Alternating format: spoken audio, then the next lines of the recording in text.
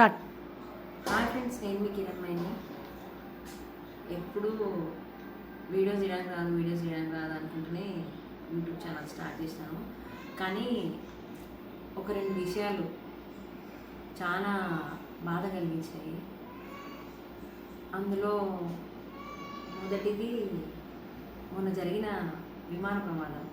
ఆ విమాన ప్రమాదంలో 242 మంది ప్రాణాలు కోల్పోయారు.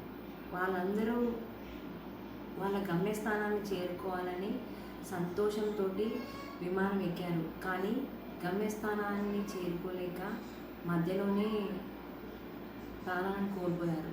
కాబట్టి మన జీవితంలో ఎన్నో అనుకుంటాం, అట్లుండాలి, ఇట్లుండాలి, ఇట్లా చేయాలి, అట్లా చేయాలి, నాకు అది కావాలి, నాకు ఇది కావాలి, నేను అదైతే హ్యాపీ ఉంటాను, నేను ఇది చేస్తే హ్యాపీ ఉంటాను, నాకు ఏదో వచ్చేది ఉంది, ఏదో పోయేది ఉంది, ఇవన్నీ ఎప్పుడూ ఆలోచించుకోవద్దు.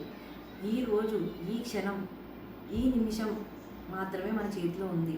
ఎందుకంటే గడిచే ప్రతి క్షణం కూడా మన చేతిలో ఏది లేదు. ఎగ్జాంపుల్, మొన్న జరిగిన విమాన సంఘటన ఒకటే చెప్పగలను. ఎందుకంటే ఎన్నో ఫ్యామిలీస్ మన స్వీట్ మెమరీస్ని సెల్ఫీల రూపంలో మరియు రీల్స్ రూపంలో అన్ని స్వీట్ మెమరీస్లా ఉంచుకుందామని వాళ్ళు ప్రయాణం చేస్తున్న క్రమంలోనే ప్రాణాలు కోల్పోయారు. ఆకాశ మార్గంలో ప్రయాణించే ప్రయాణికులే కాకుండా అక్కడెక్కడో పాపం కాలేజ్లో మెడికల్ స్టూడెంట్స్, భోజనం చేసేవాళ్ళు కొంతమంది, ప్లేగ్రౌండ్లో ఆడుకునే వాళ్ళు కొంతమంది, వాళ్ళు కూడా ప్రాణాలు కోల్పోయారు. కాబట్టి మనకు లైఫ్లో ఏది శాశ్వతం కాదు. నేను ఎన్నో కళలు, ఎన్నో డ్రీమ్స్, ఎన్నో అనుకున్నాను.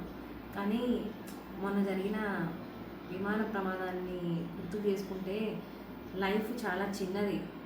ఆ చిన్న లైఫ్లో మనం ఒకరికి ఎప్పుడు బాధ పెట్టకుండా మన తోటి ఉన్న వాళ్ళతోటి, మన తోటి ఎవరున్నా పర్వాలేదు, ఫ్యామిలీ అనుకోండి, బయట చేయాలనుకోండి, ఎవరైనా పర్వాలేదు, వాళ్ళందరితోటి ఉన్న ఈ క్షణం హ్యాపీగా ఉంటే సరిపోతుంది అనుకోవచ్చు.